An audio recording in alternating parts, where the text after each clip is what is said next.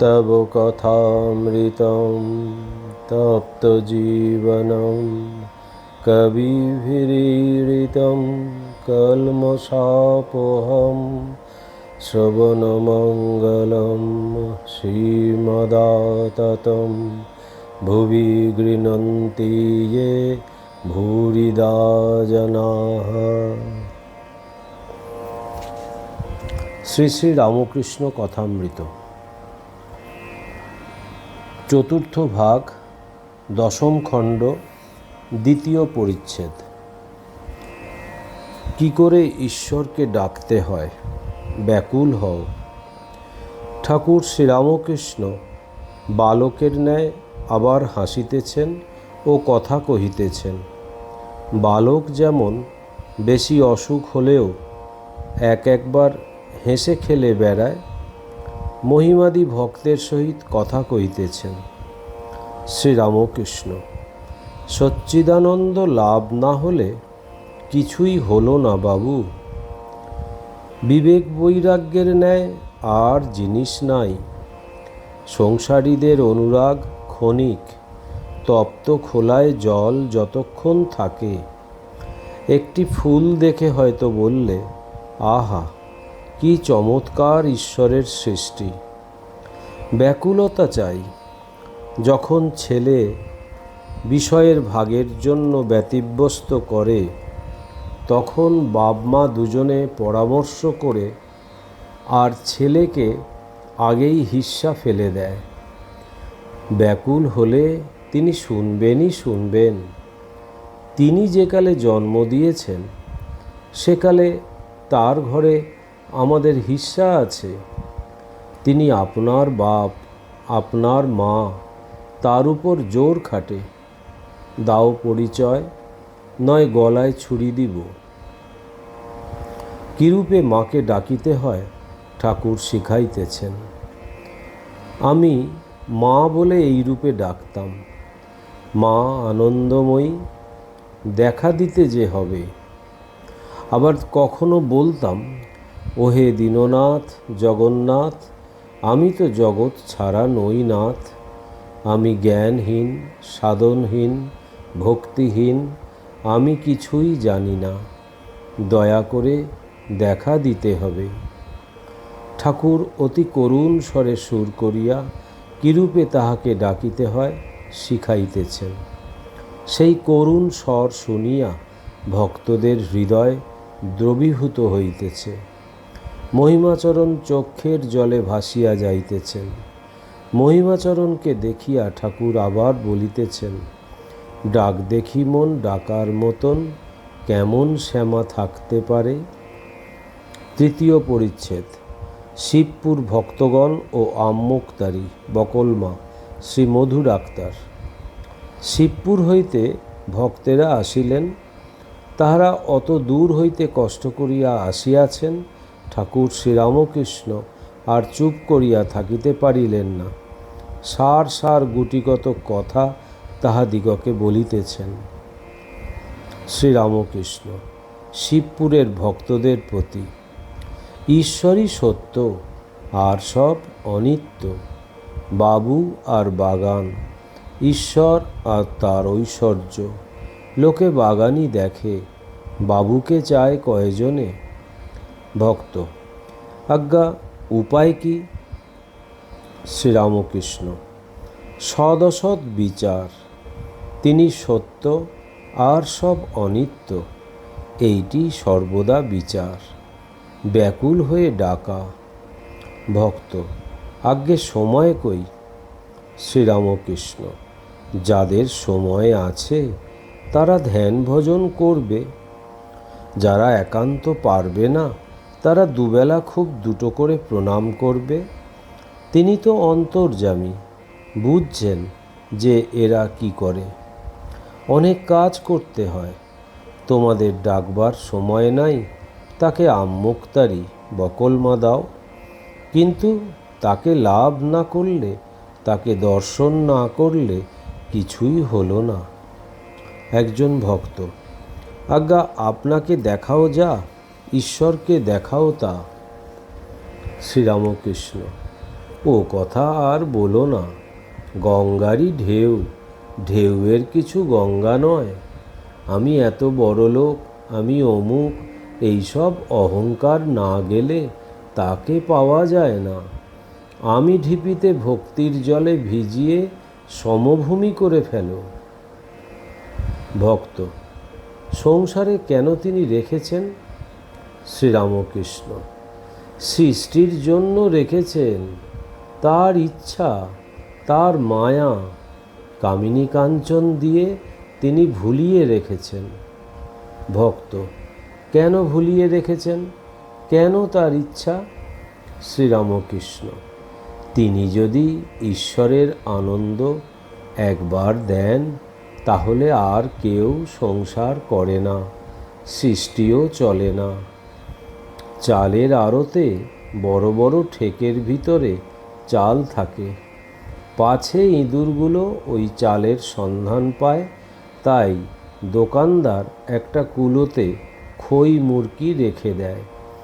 ওই খই মুরকি মিষ্টি লাগে, তাই ইঁদুরগুলো সমস্ত রাত করড়মরর করে খায়, চালের সন্ধান আর করে না। কিন্তু দেখো, 1 সের চালে 14 গুণ খই হয়। কামিনী কাঞ্চনের আনন্দ অপেক্ষা ঈশ্বরের আনন্দ কত বেশি।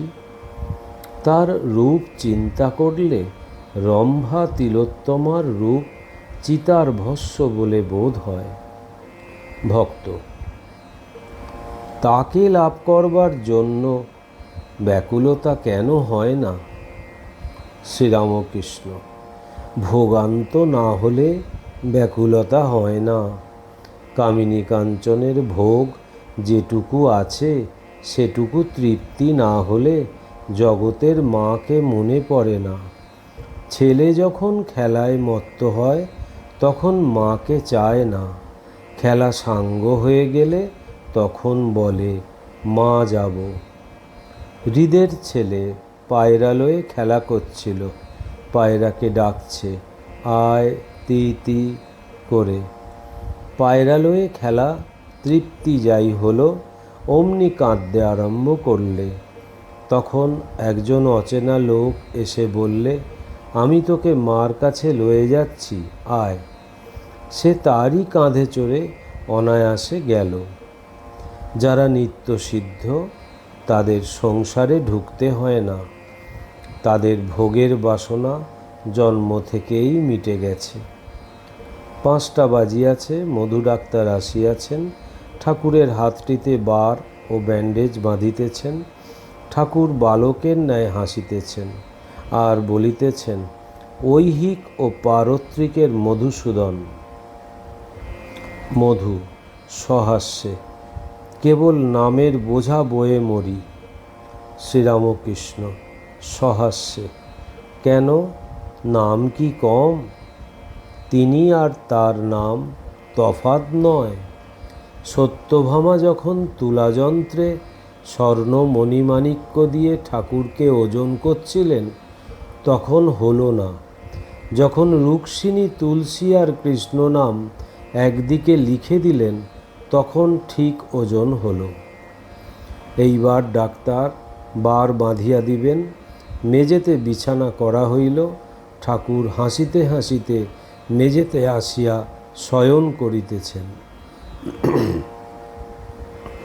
সুর করিয়া করিয়া বলিতেছেন, রাইয়ের 10ম দশা, বৃন্দে বলে আর কত বা হবে। ভক্তেরা চতুর্দিকে বসিয়া আছেন। ঠাকুর আবার গাহিতেছেন, সব সখী মিলি বৈঠল সরোবর কূলে। ঠাকুরও হাসিতেছেন, ভক্তেরাও হাসিতেছেন। বার বাঁধা হইয়া গেলে ঠাকুর বলিতেছেন, আমার কলকাতার ডাক্তারদের তত বিশ্বাস হয় না। শম্ভুর বিকার হয়েছে, ডাক্তার সর্বাধিকারী বলে ও কিছু নয়, ও ঔষধের নেশা। তারপরেই শম্ভুর দেহত্যাগ হল। 4র্থ পরিচ্ছেদ। মহিমাচরণের প্রতি উপদেশ। সন্ধ্যার পর ঠাকুর বাড়িতে আরতি হইয়া গেল। কিয়ৎক্ষণ পরে অধর কলিকাতা হইতে আসিলেন ও ঠাকুরকে ভূমিষ্ঠ হইয়া প্রণাম করিলেন। ঘরে মহিমাচরণ, রাখাল, মাস্টার, হাজরাও একবার আসিতেছেন। অধর: আপনি কেমন আছেন? শ্রীরামকৃষ্ণ স্নেহমাখা স্বরে: এই দেখো, হাতে লেগে কি হয়েছে। সহাস্যে: আছি আর কেমন। অধর মেঝেতে ভক্ত সঙ্গে বসিয়া আছেন। ঠাকুর তাহাকে বলিতেছেন, তুমি একবার এইটে হাত বুলিয়ে দাও তো। অধর ছোট খাটটির উত্তর প্রান্তে বসিয়া ঠাকুরের শ্রীচরণ সেবা করিতেছেন। ঠাকুর মহিমাচরণের সহিত আবার কথা কহিতেছেন। শ্রীরামকৃষ্ণ মহিমার প্রতি: অহৈতুকী ভক্তি। তুমি এইটি যদি সাধ্যে পারো তাহলে বেশ হয়। মুক্তি, মান, টাকা, রোগ ভালো হওয়া কিছুই চাই না, কেবল তোমায় চাই। এর নাম অহৈতুকী ভক্তি। বাবুর কাছে অনেকেই আসে, নানা কামনা করে, কিন্তু যদি কেউ কিছুই চায় না, কেবল ভালোবাসে বলে বাবুকে দেখতে আসে, তাহলে বাবুরও ভালোবাসা তার উপর হয়। প্রহ্লাদের অহেতুকী ভক্তি, ঈশ্বরের প্রতি শুদ্ধ নিষ্কাম ভালোবাসা। মহিমাচরণ চুপ করিয়া আছেন। ঠাকুর আবার তাহাকে বলিতেছেন, আচ্ছা, তোমার যেমন ভাব সেইরূপ বলি, শোনো। মহিমার প্রতি: বেদান্ত মতে স্বস্বরূপকে চিনতে হয়, কিন্তু অহং ত্যাগ না করলে হয় না। অহং একটি লাঠির স্বরূপ, যেন জলকে দুভাগ করছে, আমি আলাদা, তুমি আলাদা। সমাধিস্থ হয়ে এই অহং চলে গেলে ব্রহ্মকে বোধ হয়। ভক্তেরা হয়তো কেহ কেউ ভাবিতেছেন, ঠাকুরের কি ব্রহ্মজ্ঞান হয়েছে? তা যদি হয়ে থাকে তবে উনি আমি করিতেছেন কেন? ঠাকুর আবার কথা কহিতেছেন, আমি মহিম চক্রবর্তী, বিদ্বান, এই আমি ত্যাগ করতে হবে। বিদ্যার আমিতে দোষ নাই। শঙ্করাচার্য লোকশিক্ষার জন্য বিদ্যার আমি রেখেছিলেন। স্ত্রীলোক সম্বন্ধে খুব সাবধান না থাকলে ব্রহ্মজ্ঞান হয় না। তাই সংসারে কঠিন। যত শিয়ান হও না কেন, কাজলের ঘরে থাকলে গায়ে কালি লাগবে। যুবতীর সঙ্গে নিষ্কামেরও কাম হয়। তবে জ্ঞানীর পক্ষে সদ্বারায় কখনো কখনো গমন দোষের নয়। যেমন মলমূত্র ত্যাগ, তেমনি রেতো ত্যাগ। পায়খানা আর মনে নাই। আধা ছানার মন্ডা কখনো বা খেলে? মহিমার হাস্য: সংসারীর পক্ষে তত দোষের নয়, সন্ন্যাসীর পক্ষে খুব দোষের। সন্ন্যাসী স্ত্রীলোকের চিত্রপট পর্যন্ত দেখবে না। সন্ন্যাসীর পক্ষে স্ত্রীলোক থুতু ফেলে থুতু খাওয়া। স্ত্রীলোকদের সঙ্গে সন্ন্যাসী বসে বসে কথা কবে না। হাজার ভক্ত হলেও, জিতেন্দ্রিয় হলেও আলাপ করবে না। সন্ন্যাসী কামিনী কাঞ্চন দুই ত্যাগ করবে। যেমন মেয়ের পট পর্যন্ত দেখবে না, তেমনি কাঞ্চন, টাকা স্পর্শ করবে না। টাকা কাছে থাকলেও খারাপ। হিসাব, দুশ্চিন্তা, টাকার অহংকার, লোকের উপর ক্রোধ কাছে থাকলে এই সব এসে পড়ে। সূর্য দেখা যাচ্ছিল, মেঘ এসে সব ঢেকে দিলে। তাই তো মারোয়ারি যখন হৃদের কাছে টাকা জমা দিতে চাইলে, আমি বললাম তাও হবে না, কাছে তাকলেই মেঘ উঠবে। সন্ন্যাসীর এ কঠিন নিয়ম কেন? তার নিজের মঙ্গলের জন্যও বটে, আর লোকশিক্ষার জন্য। সন্ন্যাসী যদিও নিজে নির্লিপ্ত হয়, জিতেন্দ্রিয় হয়, তবু লোকশিক্ষার জন্য কামিনী কাঞ্চন এই রূপে ত্যাগ করবে। সন্ন্যাসীর 16 আনা ত্যাগ দেখলে তবে তো লোকের সাহস হবে, তবেই তো তারা কামিনী কাঞ্চন ত্যাগ করতে চেষ্টা করবে। এ ত্যাগ শিক্ষা যদি সন্ন্যাসী না দেয় তবে কে দিবে?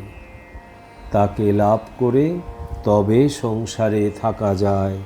যেমন মাখন তুলে জলে ফেলে রাখা। জনক রাজা ব্রহ্মজ্ঞান লাভ করে তবে সংসারে ছিলেন। জনক দুখান তরবার ঘোরাতেন, জ্ঞানের আবার কর্মের। সন্ন্যাসী কর্ম ত্যাগ করে, তাই কেবল একখানা তরবার জ্ঞানের। জনকের মতো জ্ঞানী সংসারী গাছের নিচের ফল উপরের ফল দুই খেতে পারে। সাধু সেবা, অতিথি সৎকার এসব পারে। মাকে বলেছিলাম, মা আমি সুটকে সাধু হব না। ব্রহ্মজ্ঞান লাভের পর খাওয়ারও বিচার থাকে না। ব্রহ্মজ্ঞানী ঋষি ব্রহ্মানন্দের পর সব খেতে পারত, শূকর মাংস পর্যন্ত। ওম শান্তি শান্তি শান্তি। হরি ওম তৎসৎ। শ্রীরামকৃষ্ণার্পণমস্তু।